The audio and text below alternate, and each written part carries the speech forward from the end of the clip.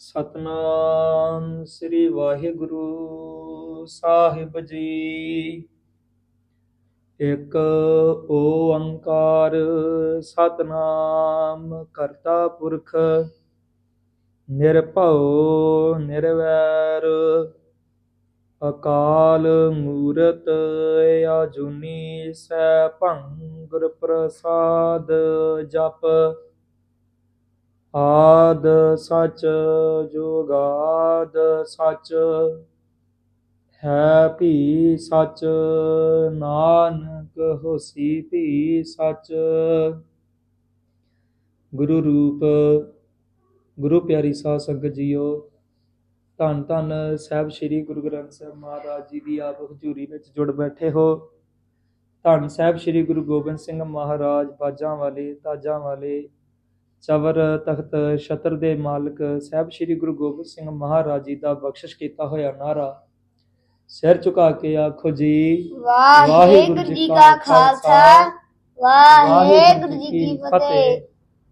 ਗੁਰੂ ਰੂਪ ਗੁਰੂ ਪਿਆਰੀ ਸਾਧ ਸੰਗਤ ਜੀਓ, ਸਮੂਹ ਸੰਗਤਾਂ ਹੀ ਵੱਡ ਭਾਗੇ ਹੋ, ਸਤ ਸੰਗਤ ਦੀਆਂ ਘੜੀਆਂ ਪ੍ਰਾਪਤ ਕਰ ਰਹੇ ਹੋ। ਸਤਿਗੁਰਾਂ ਦੀ ਮਹਾਨ ਕਿਰਪਾ ਹੋਈ। ਧੰਨ ਧੰਨ ਸਾਹਿਬ ਸ੍ਰੀ ਗੁਰੂ ਅਰਜਨ ਦੇਵ ਮਹਾਰਾਜ ਜੀ ਦੇ ਮੁਖਾਰ ਬਿੰਦ 'ਚ ਉਚਾਰਨ ਕੀਤੀ ਹੋਈ ਗੁਰਬਾਣੀ ਸ੍ਰੀ ਸੁਖਮਨੀ ਸਾਹਿਬ ਜੀ ਦੀ ਕਥਾ ਵਿਚਾਰ ਆਪ ਸਰਵਣ ਕਰ ਰਹੇ ਹੋ।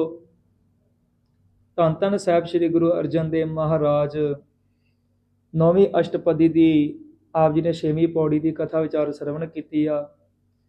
ਅੱਜ ਸਤਿਗੁਰੂ ਗੁਰੂ ਗਰੀਬ ਨਵਾਜ 7ਵੀਂ ਪੌੜੀ ਦੇ ਵਿੱਚ ਸਾਨੂੰ ਕੀ ਸਮਝਾਉਣਾ ਕਰ ਰਹੇ ਨੇ, ਆਓ ਸਰਵਣ ਕਰੀਏ ਜੀ।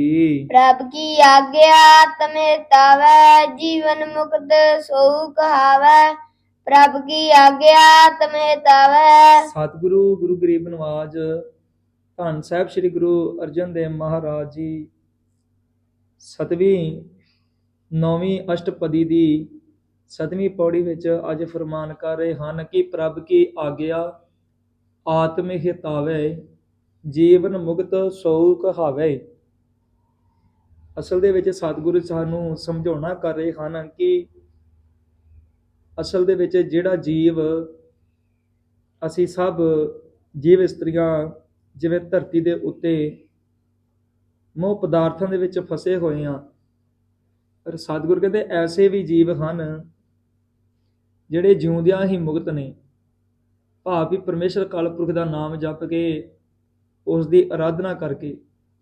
ਸੋ ਸਤਿਗੁਰੂ ਉਹ ਜੀਵਨ ਮੁਕਤ ਜਿਹੜਾ ਪੁਰਖ ਹੈ ਉਸ ਬਾਰੇ ਸਾਨੂੰ ਸਮਝਾਉਣਾ ਕਰ ਰਹੇ ਹਨ। ਉਸ ਦੇ ਲੱਛਣ ਦੱਸ ਰਹੇ ਨੇ ਕਿ ਉਹਦੇ ਵਿੱਚ ਕੀ ਲੱਛਣ ਹੁੰਦੇ ਨੇ, ਕੀ ਲਖਣ ਨੇ, ਕੀ ਉਸ ਦੇ ਵਿੱਚ ਭਾਵ ਕੀ ਉਸਤਤ ਹੈ ਉਸ ਜੀਵਨ ਮੁਕਤ ਵਾਲੇ ਪੁਰਖ ਦੀ, ਉਸ ਬਾਰੇ ਸਾਨੂੰ ਸਮਝਾਉਣਾ ਕਰ ਰਹੇ ਹਨ ਕਿ ਜੀਵਨ ਮੁਕਤ ਸੋ ਕਹਾਵੇ। ਉਹੀ ਪੁਰਖ ਜੀਵਨ ਮੁਕਤ ਕਹਾ ਸਕਦਾ ਹੈ, ਜਿਉਂਦਾ ਹੀ ਮੁਕਤਾ ਕਹਾ ਸਕਦਾ ਹੈ ਜਿਹੜਾ ਪ੍ਰਭੂ ਦੀ ਆਗਿਆ ਦੇ ਵਿੱਚ, ਭਾਵ ਹੁਕਮ ਦੇ ਵਿੱਚ, ਰਜਾ ਦੇ ਵਿੱਚ ਰਹਿੰਦਾ ਹੈ। ਹਿਤਾਵੇ ਦਾ ਅਰਥ ਹੈ ਕਿ ਪਿਆਰੀ ਲੱਗਣਾ। ਸੋ ਉਹੀ ਪੁਰਖ ਜੀਵਨ ਮੁਕਤ ਕਹਾ ਸਕਦਾ ਹੈ, ਉਹੀ ਪੁਰਖ ਜਿਉਂਦਾ ਹੀ ਮੁਕਤਾ ਹੈ ਜਿਹੜਾ ਪ੍ਰਭੂ ਪਰਮੇਸ਼ਰ ਕਾਲਪੁਰਖ ਦੇ ਹੁਕਮ ਦੇ ਵਿੱਚ, ਰਜਾ ਦੇ ਵਿੱਚ ਰਹਿੰਦਾ ਹੈ ਤੇ ਉਸ ਨੂੰ ਪਿਆਰੀ ਲੱਗਦੀ ਹੈ। ਤੈਸਾ ਹਰਖ ਤੈਸਾ ਉਸ ਸੋਗ। ਸਤਿਗੁਰੂ ਗੁਰੂ ਗਰੀਬ ਨਵਾਜ ਕਿਰਪਾ ਕਰਦੇ ਹਨ ਕਿ ਜਿਵੇਂ ਹਰਖ ਦਾ ਅਰਥ ਹੈ ਖੁਸ਼ੀ, ਪ੍ਰਸੰਨਤਾ। ਜਿਵੇਂ ਸਰਪੰਚੀ ਦੀਆਂ ਚੋਣਾਂ ਹੋਈਆਂ ਸੀ, ਕਈ ਜਿੱਤ ਗਏ ਨੇ ਤੇ ਕਈ ਹਾਰ ਗਏ। ਜਿਹੜੇ ਪੰਚ ਜੀ ਦੇ ਖਲੋਤੇ ਸਨ, ਮੈਂਬਰ ਖਲੋਤੇ ਸਨ, ਉਹਨਾਂ ਵਿੱਚੋਂ ਵੀ ਕਈ ਜਿੱਤ ਗਏ, ਕਈ ਹਾਰ ਗਏ।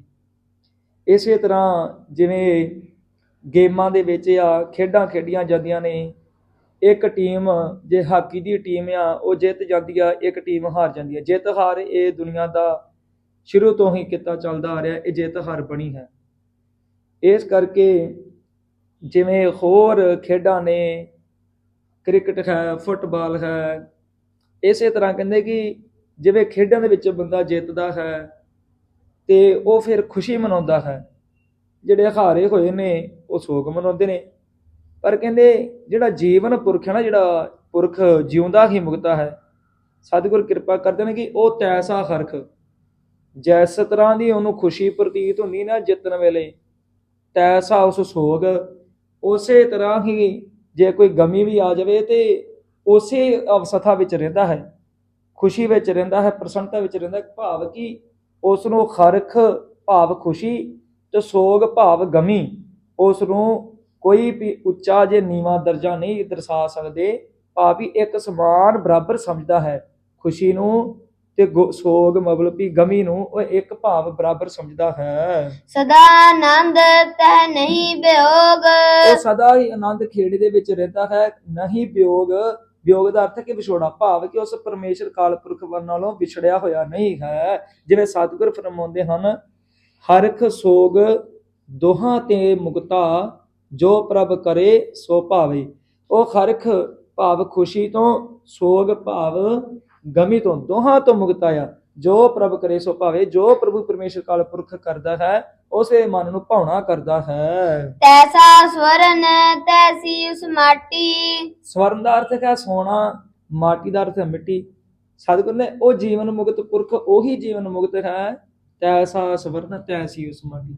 ਜਿਸ ਤਰ੍ਹਾਂ ਉਹਨੂੰ ਸੋਨਾ ਹੋਵੇ ਤੇ ਉਸੇ ਤਰ੍ਹਾਂ ਹੀ ਉਸ ਨੂੰ ਮਿੱਟੀ ਲੱਗਦੀ ਹੈ। ਭਾਵ ਵੀ ਅੱਜ ਕੱਲ ਦੇ ਦੁਨਿਆਵੀ ਪਦਾਰਥਾਂ ਵਿੱਚ ਫਸੇ ਹੋਏ ਜੀਵ ਨੂੰ ਕਹਿ ਦਈਏ ਕਿ ਲੈ ਮਿੱਟੀ ਲੈ ਲਾ ਇੱਕ ਰੁੱਗ ਤੇ ਇਸ ਨੂੰ ਘੜ ਲਾ, ਕੋਈ ਭਾਂਡਾ ਬਣਾ ਲਾ, ਵਰਤ ਲਿਆ ਕਰੀ।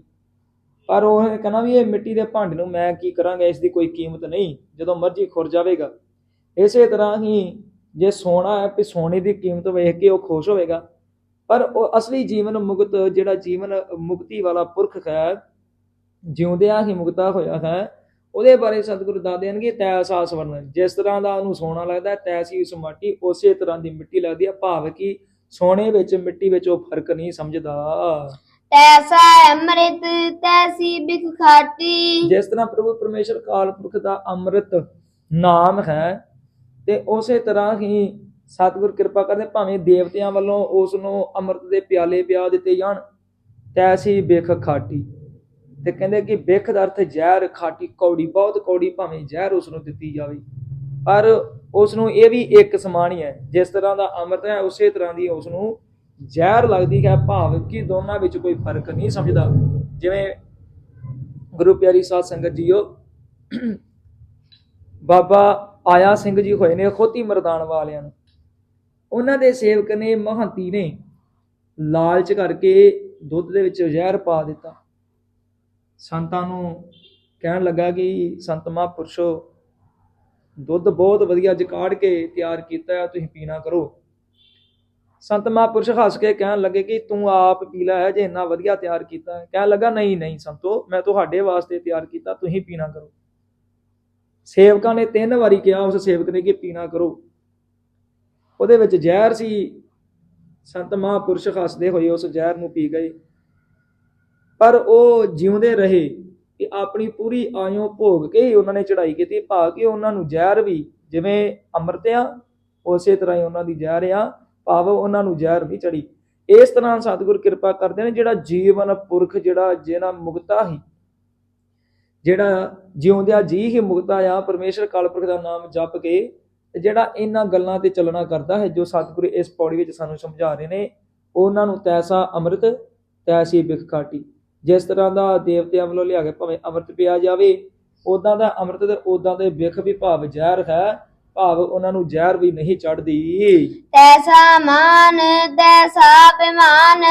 ਮਾਨ ਦਾ ਅਰਥ ਹੈ ਕਿ ਮਾਨ ਸਤਿਕਾਰ ਹੋਣਾ। ਤੈਸਾ ਅਭਿਮਾਨ, ਅਭਿਮਾਨ ਦਾ ਅਰਥ ਹੈ ਹੰਕਾਰ।